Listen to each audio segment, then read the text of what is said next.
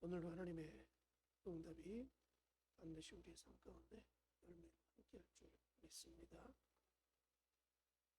한 관리가 예수님께 찾아왔습니다. 예수님, 내 딸이 방금 죽었는데 예수님이 오셔서 내 딸아이에게 손을 얹어주시면 다시 살아나겠습니다. 그러니 우리 집으로 좀 가십시다. 아비의 간절한 요청이 있습니다. 이 아비의 마음에는 예수님이 인생의 생사와 주권자임을 믿는 거죠. 분명히 죽었어요. 방금 죽었다고 고백하고 있잖아요. 아버지가 내 딸이 방금 죽었어요. 근데 예수님이 오셔서 손을 얹어 기도해 주시면 다시 살아나겠습니다. 여러분, 이 아버지의 믿음은 대단한 거 아니겠어요? 보통 죽음 하면 끝났다. 끝으로 생각하죠. 끝. 근데 이 아버지는 이것이 끝이 아니라 예수님이 오시면 그 끝이 아니라 새로운 소망, 새로운 생명의 시작이 있을 것을 믿었다는 거죠. 마태복음의 전반적인 사건의 모든 내용들이 우리를 향하여 가르쳐주는 게 뭐냐? 믿음입니다. 모든 사건 속에서 믿음을 강조하고 있습니다. 오늘 이 아버지도 믿음이 있기 때문에 예수님께 온 것이고 예수님께 요청한 것이고 예수님을 모시고 자기 집으로 가고 있는 거죠. 근데 그 가는 와중에 누구를 만나게 되냐면 12년 동안 혈루증을 앓는 한 여인을 만나게 됩니다. 12년. 여러분, 병이 12년이라는 세월을 갖고 있다고 생각해 보세요. 얼마나 고통스럽겠어요. 얼마나 힘든 세월을 보냈겠어요. 수없는 방법들을 다 동원해 봤지 않겠어요. 그 병에서 좀 해방받기 위해서. 그 12년이라는 고통 가운데 좌절과 낙심의 굴레에 묶여있는 이 여인이 예수님의 소식을 듣고 나도 예수님 만나면 내 이 12년의 고통을 가져다 준 이 질병이 치유될 수 있겠다는 그 믿음이 있었던 거죠. 그러니까 19절에 예수께서 일어나 따라가심에 제자들도 가더니 길을 가는 중에 12해 동안이나 혈루증으로 앓는 여자가 예수의 뒤로 와서 그 겉옷가를 만지니, 예수님이 걸어가는데 12년 동안 혈루증으로 고통받던 여인이 예수님의 뒤로 가서 예수님의 겉옷가에 손을 댑니다. 예수님의 옷자락에 손을 댔답니다. 오늘 아버지는 예수님께 요청했어요. 예수님, 내 아이가 죽었으니까 오셔서 손을 얹어 기도해 주시면 우리 아이가 낫겠습니다. 살아나겠습니다. 그러니까 우리 집으로 좀 가시죠. 그리고 모셔가고 있는 사람. 직접적으로 요청을 했어요. 믿음을 드러내서 요청했습니다. 근데 이 여인은 예수님께, 예수님, 내가 12년 동안 이 혈루증으로 고통당하고 있으니까 나 좀 치유해 주세요, 이렇게 말하지 않아요. 다만 예수님의 뒤로 가서 옷자락에 손을 댑니다. 왜 됐을까요? 21절에 그 이유가 나옵니다. 이는 제 마음에 그 겉옷만 만져도 구원을 받겠다 합니다. 예수님의 손이 자기에게 안수해 주는 것도 아니고 머리에 손을 얹고 기도해서가 아니라 그냥 예수님 옷에 손만 대어도 자기 병이 날 것 같은 믿음이 있었다. 그 확신이 확 온. 그러니까 이 여인은 예수님께 요청하지도 않았어요. 간구하지도 않았어요. 예수님의 옷자락에 손을 댔어요. 왜? 그 믿음이 있습니다. 여러분, 믿음이라는 것은 바로 그런 거죠.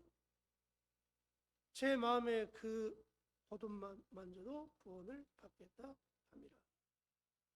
함이라는 것은 원어로 엘레겐, 되뇌이다, 반복하다, 곱씹다, 이런 의미예요. 계속 마음에 되뇌이는 거예요. 내가 예수님의 옷가에 손만 만져도 나 병 나을 거야. 예수님의 옷자락에 손만 놔도 예수님의 능력이 나를 치유해 주실 거야. 그것을 계속 반복적으로 되뇌었다는 거예요. 여러분, 그래서 여러분, 우리가 하나님 앞에서 믿음을 다져가는 것 중에서 반복이라는 것이 참 중요한 거예요. 되뇌이는 게 중요한 거예요. 고백이라는 것을 한 번 하고 끝나는 게 아니라 계속 반복적으로. 우리의 기도도 한 번 하고 끝나는 게 아니라 계속 집중해서 반복적으로 계속 하는 게 중요한 겁니다. 이 여인은 예수님의 옷자락에 손을 대는 그 순간 얼마나 많은 되뇌임이 있었어요. 내가 예수님 옷자락에 손을 대면 나 치유하고 예수님의 능력이 나를 치유시킨다. 예수님이 반드시 나를 고쳐주실 것이다. 그러면서 그 되뇌임, 예수님에 대한 믿음의 확신의 되뇌임을 계속적으로 하면서 자기 믿음을 다지고. 사랑하는 여러분, 저와 여러분의 기도가 때로는 반복적이 되어야 되고요. 우리의 훈련이 계속 반복되어야 되고요. 내 신앙생활이 완전히 내 몸에 익숙해질 때까지 우리는 계속 반복적인 훈련의 여정, 또 되뇌임의 시간들이 있어야 됩니다. 여러분, 하나님이 우리에게 말씀하시잖아요. 믿고 구하라. 받은 줄 믿고 구하라. 여러분, 우리가 오늘 이 아침 하나님 앞에 나와 기도합니다. 이 여인과 같은 마음이 우리 가운데 있기를 예수님 옷자락에 손만 대고 내가 오늘 이 아침 새벽을 깨워 주 앞에 나와 기도합니다. 하나님이 내 기도를 반드시 응답해 주십니다. 이 확신의 믿음이 이 아침 우리 가운데 있어야 될 것 같습니다. 할 수 있거든이 무슨 말이냐? 믿는 자에게는 능히하지 못할 일이 없는. 믿으면 모든 것들이 된다는 거죠. 지금은 안 되는 것처럼 보입니다. 지금 내가 만난 문제는 해결되지 않을 것 같이 보입니다. 너무 커 보입니다. 그럼에도 불구하고 믿음으로 가면 반드시 하나님이 모든 것들을 믿음 안에서 다 해결해 주실 줄 믿습니다. 이스라엘 민족 앞에 있는 어마어마한 여리고성. 그 여리고를 지나야만 가나안에 입성할 수 있고 그것을 통해서 가나안 땅을 정복해 나가는 출발점이 됩니다. 출발점부터 앞에 어마어마한 장벽이 가로막고 있었습니다. 그때 예수님께서 말씀하시죠. 하루에 한 바퀴씩 돌고 7일에 7바퀴를 돌 다음에 양강나팔을 길게 불 때 함성을 질러라. 근데 너희가 이걸 돌 때 아무 말도 하지 마. 말하지 말고 돌아라는 건 뭐 믿음을 갖고 돌아라. 뭐 전쟁을 하라는 것도 아니세요. 싸우라는 것도 아닙니다. 또 돌으래요. 여러분, 이건 믿음이 있어야지 할 수 있는 행위입니다. 믿음이 없이는 할 수 없는 일이죠.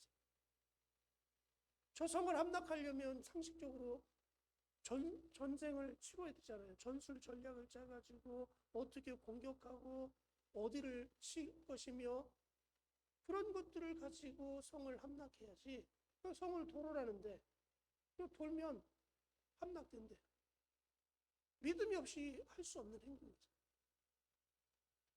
근데 그들은 하나님의 말씀을 믿고 돌았어요. 그리고 말씀을 믿고 다 돈 다음에 양강나팔이 불릴 때 함성을 막 질렀습니다. 그때 여리고성은 무너져 버렸어요. 믿음을 가지고 행할 때, 믿음을 가지고 하나님 앞에 나갈 때, 그때 그 믿음이 놀라운 역사를 만들어 냈습니다. 하나님의 역사는 믿음을 통한 역사입니다. 믿음이 없이는 너희가 아무것도 얻을 생각을 하지 말라고 예수님이 친히 말씀하셨습니다. 얻기를 원하냐? 믿음을 보여라 말씀하셨어요. 이 여인의 이 믿음이 저와 여러분의 믿음이 되어지기 원합니다. 그랬더니 22절에 예수께서 돌이켜 그를 보시며 이르시되 딸아 안심하라 내 믿음이 너를 구원하였다.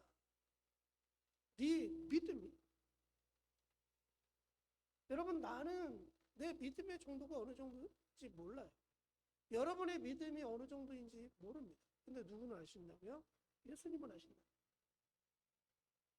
예수님은 믿음을 정확하게 체크하십니다. 그리고 그 믿음 따라 역사하시는 거죠. 네 믿음이 너를 구원했다. 오늘 이 아침 저와 여러분을 향해서 예수님께서, 하나님께서 네 믿음이 너의 간구함에 열매를 맺게, 네 믿음의 간구가 기적을 만들었다. 믿음의 기도가 네 인생의 문제를 한 번에 해결시켰다. 이러한 말씀을 듣는 믿음의 복된 이 아침 되어지기를 주님의 이름으로 간절히 축복합니다. 오늘 말씀을 잡고 기도하죠. 하나님, 나도 믿음의 사람이 되게 해 주옵소서. 믿음으로 구하고 믿음으로 나가고 믿음으로 행할 수 있는 믿음의 사람 되게 해달라고, 우리 교회가 그 믿음을 통해서 하나님의 기적을 이루어가게 해달라고, 오늘 이 아침 내가 하나님 앞에 드리는 기도가 믿음의 기도 되게 하셔서 응답받게 해달라고 같이 한번 기도